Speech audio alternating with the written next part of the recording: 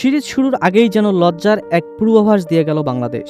মাত্র ৫৪ রানে গুটিয়ে যাওয়া এক ইনিংস, ব্যাটম্যানসদের একের পর এক আত্মসমর্পণ। ডারউইনে যা ঘটল তা রীতিমতো দুঃস্বপ্নের মতো। আসল টেস্ট শুরুর আগেই কি তাহলে বড় ধাক্কা খেল শান্তর দল?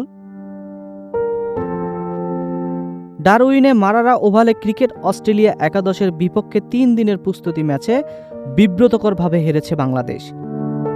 প্রথম ইনিংসেই বাংলাদেশ ২৬৩ রানের জবাবে ৩৫৫ রান তুলে ৯২ রানের লিড নেয় ক্রিকেট অস্ট্রেলিয়া একাদশ।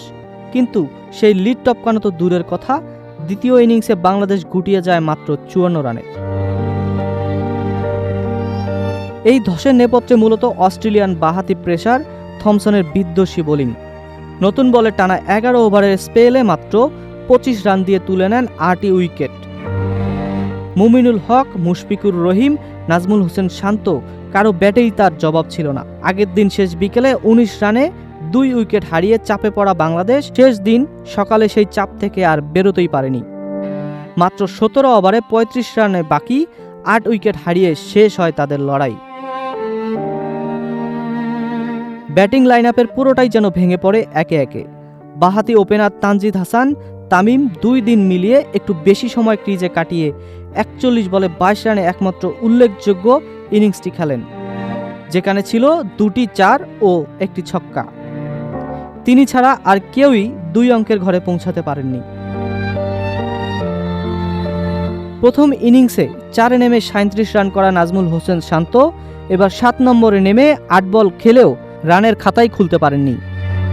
প্রথম ইনিংসের সাথে ব্যর্থ হওয়া সৌম্য সরকার এবার ৪-এ সুযোগ পেয়েও মাত্র ৫ রান করেন। মুশফিকুর রহিম প্রথম ইনিংসেই খালি হাতে ফেরার পর দ্বিতীয়বারও করেন মাত্র ২ রান। মুমিনুল হকের ২ ইনিংসের সংগ্রহ যথাক্রমে ১৬ ও ৬।